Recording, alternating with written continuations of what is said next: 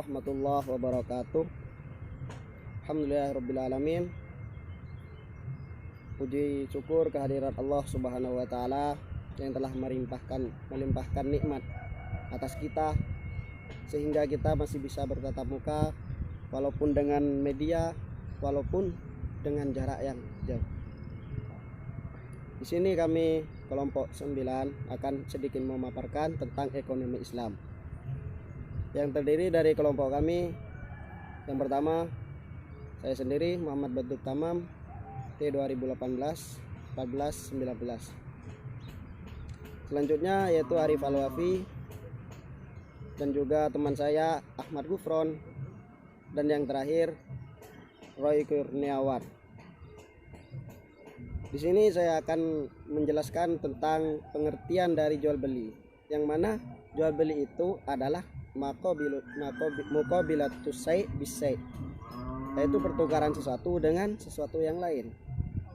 Contoh misalnya si A memberikan barang kepada si B dan si B memberikan uang kepada si A. Itulah contoh pertukaran barang atau contoh dari jual beli. Secara hukum, jual beli ini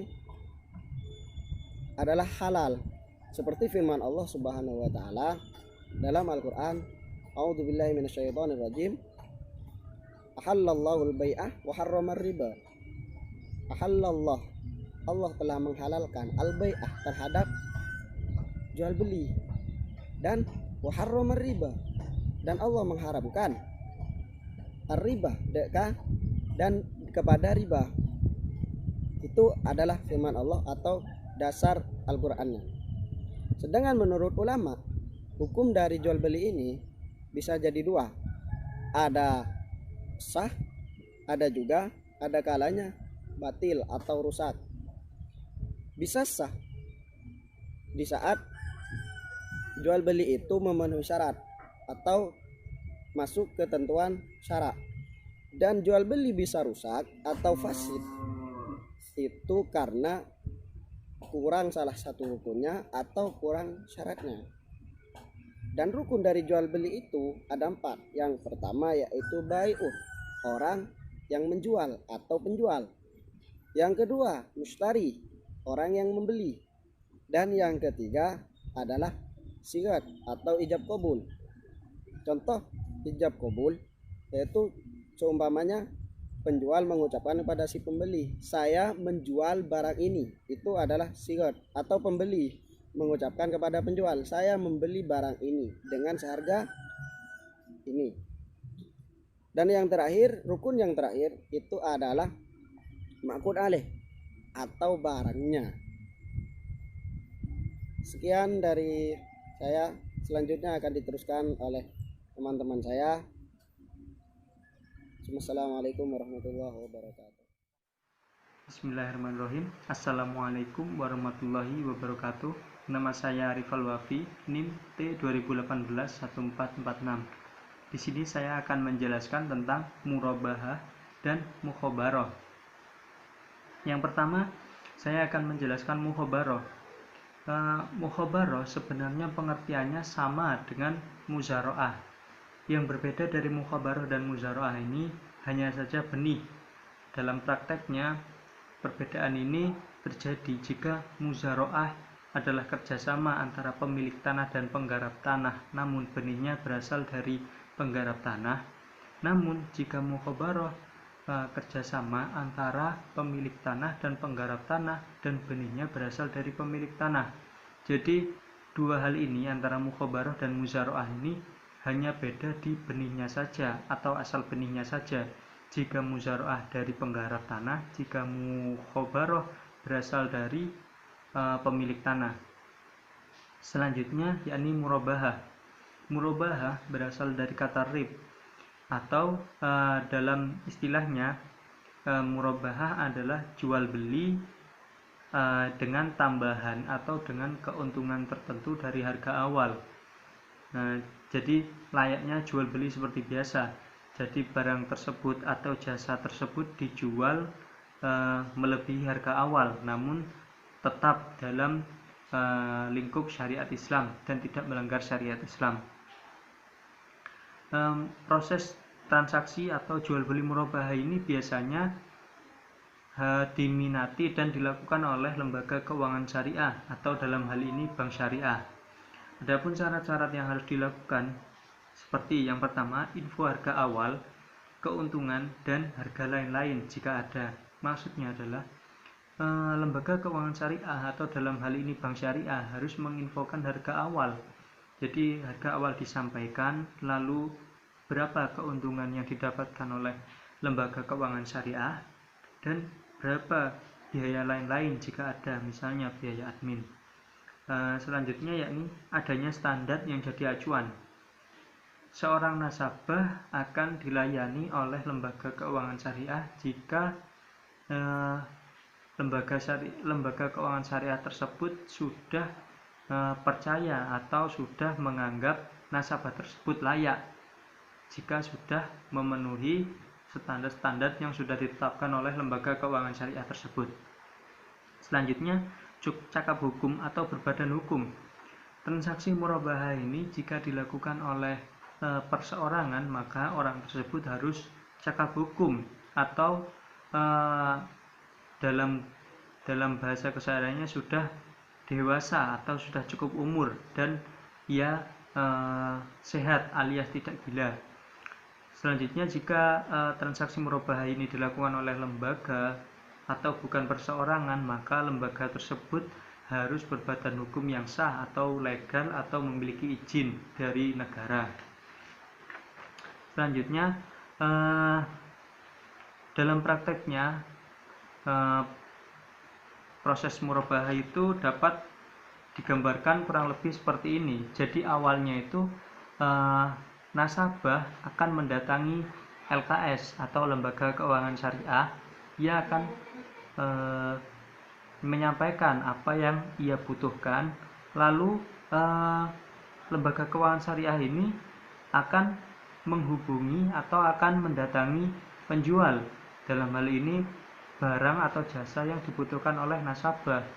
Lalu lembaga keuangan syariah ini akan menggali informasi berapa harganya dan berapa keuntungan yang didapat jika ia membeli barang dari penjual ini.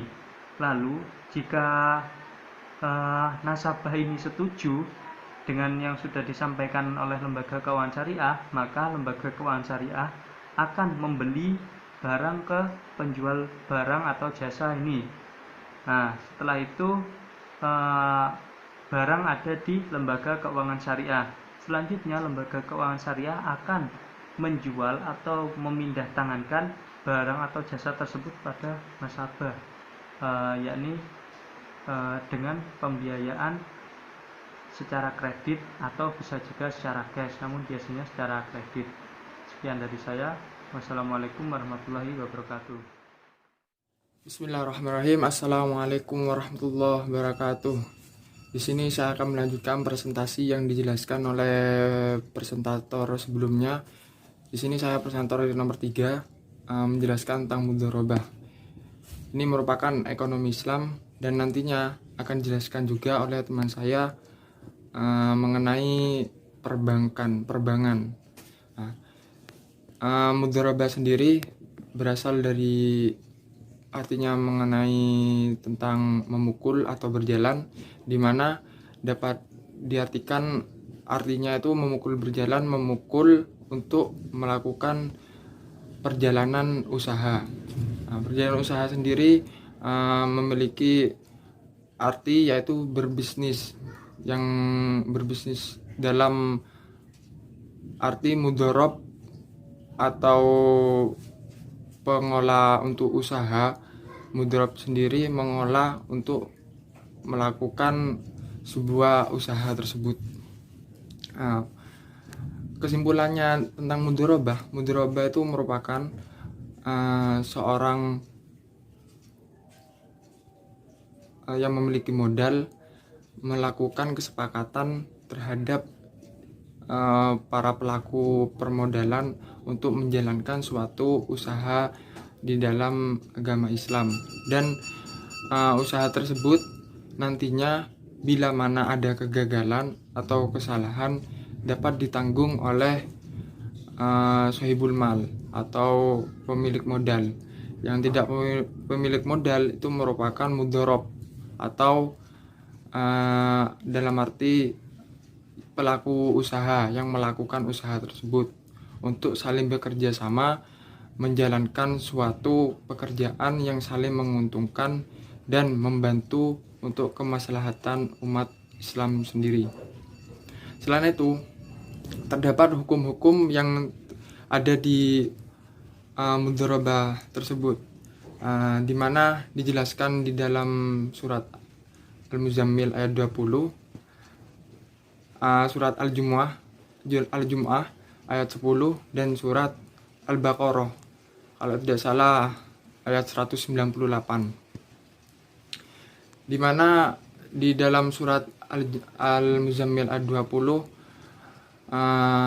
Bismillahirrahmanirrahim, wa akharu yatribuna fil ardi wa akharuna yatribuna fil ardi wa akharuna yatribuna fil ardi min fadlillah, yang artinya berkarunialah, atau kesimpulannya berkarunialah atau berjalan untuk menjalankan perintah Allah.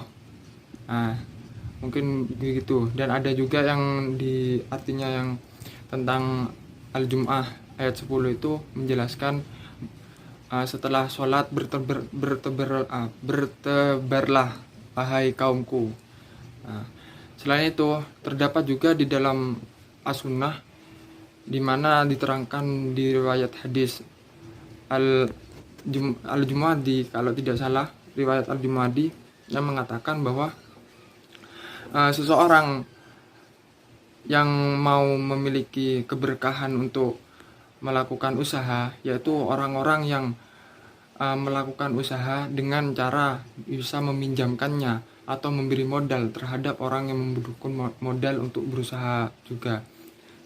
Dan ada pula artinya juga yang mengatakan atau lanjutannya itu seorang kaum juga harus memiliki gandum yang diolah di dalam rumah tersebut. Dan yang selanjutnya yaitu menurut ijma, di mana di dalam ijma tersebut menjelaskan juga tentang bahwa menurut ulama, maaf saya lupa ulama siapa, itu menjelaskan bahwa bagi seorang yang yatim, sahabat mengambil hartanya itu tidak apa-apa untuk keperluan mudharabah tersendiri. Kesimpulannya begitu menurut ijma yang disepakati oleh menurut ulama tersebut yang ada di artikel di kelompok saya. Terakhir yaitu di dalam kias, di mana yang dikiaskan oleh Al-Adrobah kalau tidak salah, atau menurut lainnya itu saya lupa menurut siapa, itu mengatakan bahwa di dalam mudharabah sendiri bahwa harus saling berkaitan antara si kaya dan si miskin, di mana si kaya dapat bila mana dia bingung dalam melakukan permodalan tersebut dapat membantu yang si miskin sudah memiliki niat tapi tidak memiliki modal. Jadi saling berkemaslahatan umat beragama atau saling berkaitan untuk menjalankan perintah Allah dan diridhoi oleh Allah Subhanahu wa taala. Sekian dari saya. Apabila ada kurangnya mohon maaf yang sebesar-besarnya. Mohon di like, komen di YouTube Ustadz Zain TV. Terima kasih. Wassalamualaikum warahmatullahi wabarakatuh. Assalamualaikum warahmatullahi wabarakatuh. Di sini saya akan menjelaskan sedikit tentang pengertian riba. Jika di dalamnya terdapat unsur tambahan atau mengambil dari sesuatu yang diberikan dengan cara berlebihan dari apa yang diberikan. Menurut ilmu fikih, riba merupakan tambahan khusus yang dimiliki salah satu pihak yang terlibat tanpa adanya imbalan tertentu. Macam-macam riba ada 5. Yang pertama, riba fadli adalah riba yang terjadi karena adanya tindakan jual beli atau pertukaran. Yang selanjutnya bunga bank. Bank adalah suatu badan usaha, sedangkan bunga bank adalah kelebihan jasa yang harus dibayarkan kepada bank dari pihak pinjaman atau pihak yang berhutang. Ada hukum bunga bank, yaitu ada beberapa pendapat yang menetapkan hukum bunga bank. Yang pertama adalah haram, yang kedua tidak termasuk riba. Yang haram karena kelebihan pembayaran tersebut taklah ditentukan ketika akad berlangsung. Pendapat ini dikemukakan oleh Mustafa Zargo. Yang kedua syubhat, yaitu belum jelas antara halal dan haram. Mereka cenderung berhati-hati. Pendapat ditemukan oleh Majelis Tarjih Muhammad yang ada di Indonesia. Barang ribawi yang sejenis tapi berbeda takaran atau kadarnya, contohnya adalah 3 kg gandum yang kualitasnya baik ditukar dengan 4 kg yang kualitasnya buruk. Yang kedua, riba ordin atau yang dikenal juga riba qadr adalah riba yang dihasilkan oleh tambahan untuk pengembalian atas pokok pinjaman yang disyaratkan di depan oleh pemberi kepada pihak debitur. Yang ketiga yaitu riba yad adalah riba yang diakibatkan oleh adanya keinginan pertukaran ribawi atau jual beli ataupun bukan ribawi, yang dimana ada perbedaan di nilai transaksinya. Yang keempat riba nasiah. Yang kelima riba dain. Barang ribawi yang sejenis tapi berbeda takaran atau kadarnya, contohnya adalah 3 kg gandum yang kualitasnya baik ditukar dengan 4 kg kualitasnya buruk. Yang kedua, riba ordin atau yang dikenal juga riba qadr adalah riba yang dihasilkan oleh tambahan untuk pengembalian atas pokok pinjaman yang disyaratkan di depan oleh pemberi kepada pihak debitur. Yang ketiga yaitu riba yad adalah riba yang diakibatkan oleh adanya keinginan pertukaran ribawi atau jual beli ataupun bukan ribawi, yang dimana ada perbedaan di nilai transaksinya. Yang keempat riba nasiah. Yang kelima riba dain. Yang selanjutnya bunga bank. Bank adalah suatu badan usaha, sedangkan bunga bank adalah kelebihan jasa yang harus dibayarkan kepada bank dari pihak pinjaman atau pihak yang berhutang. Ada hukum bunga bank, yaitu ada beberapa pendapat yang menetapkan hukum bunga bank. Yang pertama adalah haram, yang kedua tidak termasuk riba. Yang haram karena kelebihan pembayaran tersebut taklah ditentukan ketika akad berlangsung. Pendapat ini dikemukakan oleh Mustafa Zargo. Yang kedua syubhat, yaitu belum jelas antara halal dan haram. Mereka cenderung Sekian dari kelompok 9, kurang lebihnya mohon maaf. Wassalamualaikum warahmatullahi wabarakatuh.